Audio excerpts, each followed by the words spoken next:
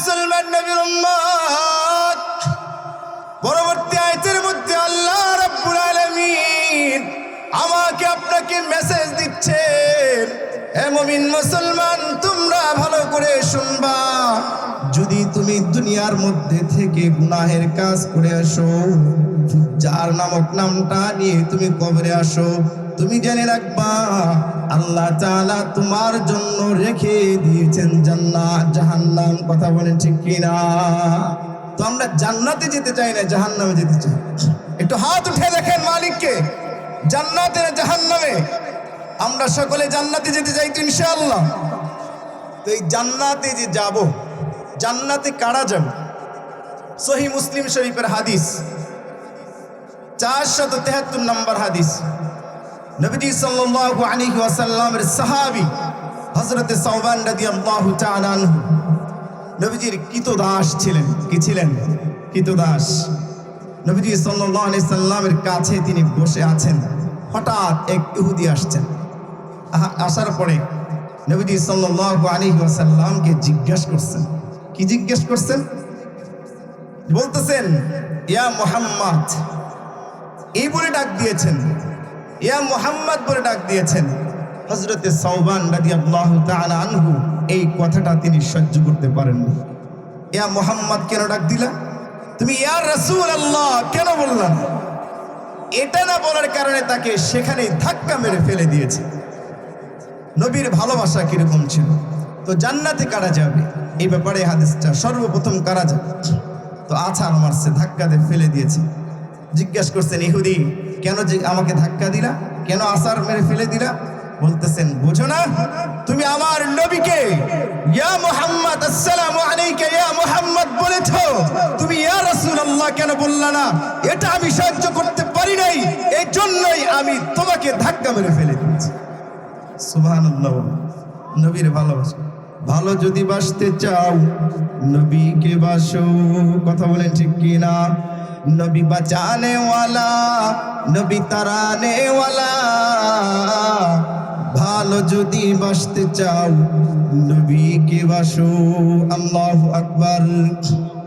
এ মুসলমান নবীর উম্মত, আল্লাহর রাসূলকে শুধু আসসালামু আলাইকা ইয়া মুহাম্মদ শব্দটা বলেছেন, তার কৃতদাস সহ্য করতে পারে নাই, ধাক্কা দিয়ে এদিকে ফেলে দিয়েছেন। বললেন আমাকে কেন তুমি ধাক্কা দিলা? আমি তো তাকে সেই নামেই ডেকেছি যেই নাম ধরে তার পরিবারের লোকজন ডাকে।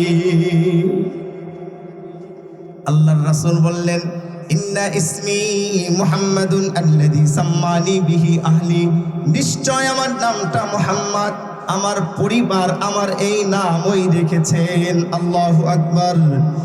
এ মুসলমান নবীর উম্মত, ইহুদি বলতেছে ইয়া মুহাম্মদ, আমি আপনার সাথে কিছু কথা বলতে চাই। বলতেছেন যদি তুমি আমার সাথে কথা বলো।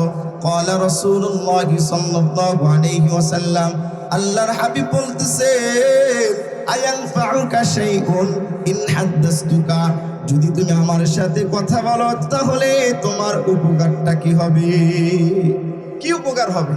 আমার সাথে কথা বললে তোমার কি উপকারটা হবে বলো ইহুদি। বলতেছেন ইয়া মুহাম্মদ, আমি আপনার সাথে কথা বললে, আমি আপনার সাথে কথা বলবো, শুনবো কেন? আমি আপনার কথাগুলো অত্যন্ত মনোযোগ সহকারে শুনবো, অত্যন্ত ভক্তি সহকারে শুনবো, শ্রদ্ধার সাথে শ্রবণ করবো। এই জন্য আমি আপনার কথাগুলো শুনতে চাই। আল্লাহর রাসূলকে প্রশ্ন করছেন। ইহুদি বলতেছেন ইয়া মুহাম্মদ আপনি একটু বলুন, এই যে আপনি আসমান, এই জমিন যে দেখতেছেন, এই জমিনের পরবর্তীতে এই জমিনকে পরিবর্তন করে যেদিন অন্য আসমান এবং জমিন দ্বারা এই আসমান এবং জমিনকে পরিবর্তন করবে, ওই দিন এই পৃথিবীর সমস্ত মানুষগুলো কোথায় অবস্থান করবে? ইহুদি প্রশ্ন করছেন। কি করছেন? কোথায় অবস্থান করবে?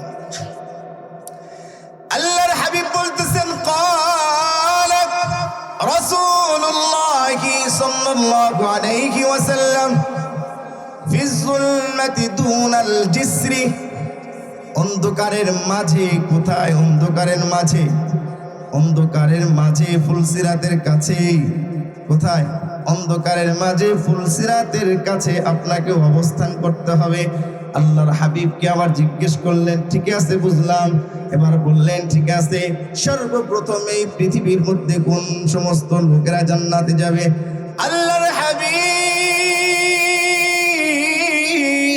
বলতেছেন, ফুকারা উল মুহাজিরিন। আল্লাহু আকবার। যারা মিসকিন, অসহায়, গরিব যারা, তারা সর্বপ্রথম জান্নাতে প্রবেশ করবেন। আল্লাহু আকবার। সময় শেষ। তারা সর্বপ্রথম কি করবেন? জান্নাতে প্রবেশ করবেন। এরপরে কারা? আর দুইটা শব্দ আছে, এরপরে কারা? এরপরে হলো ওই সমস্ত ব্যক্তি। বলা হইতেছে এদের খাবার কি হবে, এদের ব্যবস্থাপনা কি হবে, লম্বা আলোচনা, লম্বা হাদিস। বলা হইতেছে সর্বপ্রথম যে খাবারটা বেহেশতি ব্যক্তিদের জন্য দিবে, আল্লাহ রাসূল বলতেছেন, জিয়াদাতু কাবিদিন নুন, মাছের কলিজা ভুনা আপনার জন্য জান্নাতের মধ্যে রেখে দিবেন। সুবহানাল্লাহ। এরপরে বলতেছেন এগুলার গোশত কি হবে? বলতেছেন এখানে জান্নাতীদের গোশত হবে কি? ক্বালা রাসূলুল্লাহ সাল্লাল্লাহু আলাইহি ওয়াসাল্লাম, ইউনহারু লাহুম সাওরুল জান্নাহ আল্লাযী কানা ইয়াকুলু মিন আতরাফিহা। তাদের আহারত অবস্থায়, তাদের কাছে যে আহার করতেছে আশেপাশে গরুগুলো আছে, এইগুলা জান্নাতি ব্যক্তিদের জন্য জবাই করা হবে। সুবহানাল্লাহ। এরপরে বলতেছেন এগুলার ঝোলটা কি হবে, শুরুটা কি হবে? বলতেছেন আল্লাহর রাসূল, ক্বালা রাসূলুল্লাহ সাল্লাল্লাহু আলাইহি ওয়াসাল্লাম, মিন আইনিন ফিহা তুসাম্মা সালসাবিলা। আল্লাহু আকবার। বলতেছে সেখানকার সালসাবিল জামত, ঝর্ণার পানি, এইগুলার ঝোল শুরবা হবে। সুবহানাল্লাহ। আল্লাহু আকবার। আল্লাহ তাআলা আমাদেরকে এই জান্নাতের যে সমস্ত নিয়ামতগুলো আছে, এই নিয়ামতগুলো ভোগ করার জন্য, খাওয়ার জন্য তৌফিক দান করেন। সকলে আমিন। আল্লাহ তাআলা আমাদের সকলকে জান্নাতে যাওয়ার জন্য তৌফিক দান করেন। যে সংক্ষিপ্তভাবে কথাগুলো বললাম, আল্লাহ তাআলা আমাদের সকলকে এই জান্নাতে যাওয়ার জন্য তৌফিক দান করেন।